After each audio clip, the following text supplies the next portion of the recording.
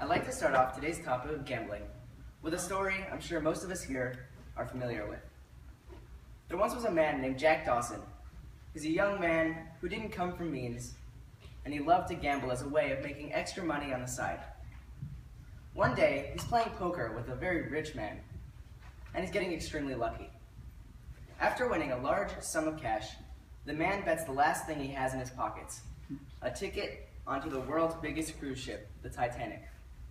Jack, being a stellar poker player, wins the game and in turn wins the man's ticket on the Titanic. Ecstatic, Jack sprints to the docks as fast as he can and makes it onto the Titanic just as it's about to leave. Jack is the luckiest man alive, or so he thought. Now, I'm not saying every time you gamble you'll win tickets onto the Titanic, but I'd like to point out that if Jack here weren't gambling, he never would have won that ticket and he never would have died on the Titanic. Gambling, a pastime I'm sure most of us here don't take part in. Except when Morty bets the whole $10 he has in his bank account on the Patriots winning the Super Bowl. Gambling is a very controversial topic, and that's why I'd like to talk about it today. Some people love it, and some people hate it. There are many forms of gambling, ranging from poker to dice to betting on horse races. One of the original pastimes, gambling continues to be a major part of the lives of many people today, most of the time too much so.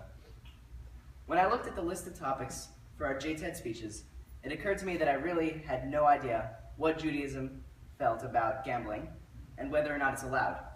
So of course I wanted to choose that one.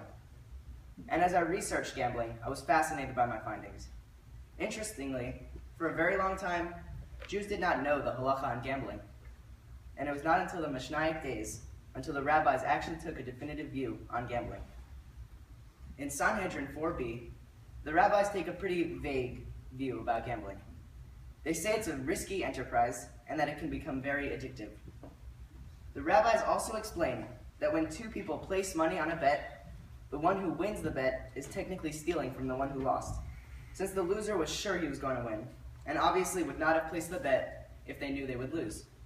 Therefore, in order to place a bet without breaking halacha, we must establish that the money we put in is no longer ours, so that if we lose or win, if we lose, the winner is not stealing from us, or vice versa.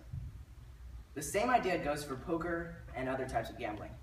When we put our chips in the middle, we must think of that money as not ours, but as a big pool of money in the middle. Although gambling is technically allowed by the rabbis, it's an activity that is frowned upon and has no glamour. Sanhedrin chapter 3, section 3 states that a person who makes a career of gambling is not qualified to give testimony in court. Gambling is seen by the rabbis as a waste of a person's life and should not be conducted. In his commentary on the Sanhedrin statement, Rambam said that instead of learning Torah or making an honest living, a gambler is wasting his time on a demeaning occupation and unseemly conduct. Judaism does not trust a gambler, and so it holds a very bad opinion of gamblers. For example, a long time ago, a man who gambled often could not be buried among other Jews, could not have his wedding in a synagogue courtyard, and could not be called to the Torah, which is a very big deal. So clearly we can see that gambling is very bad according to Judaism, but is not against the Torah. Also, a gambler is specifically defined as someone who spends the majority of his day gambling and does hardly anything else. So placing the occasional bet or making the occasional trip to Vegas is not a problem, as long as everything is in moderation. As long as we can follow these guidelines and gamble honestly and occasionally, we are in the clear and can go on to win tickets to ships hopefully other than the Titanic. Thank you.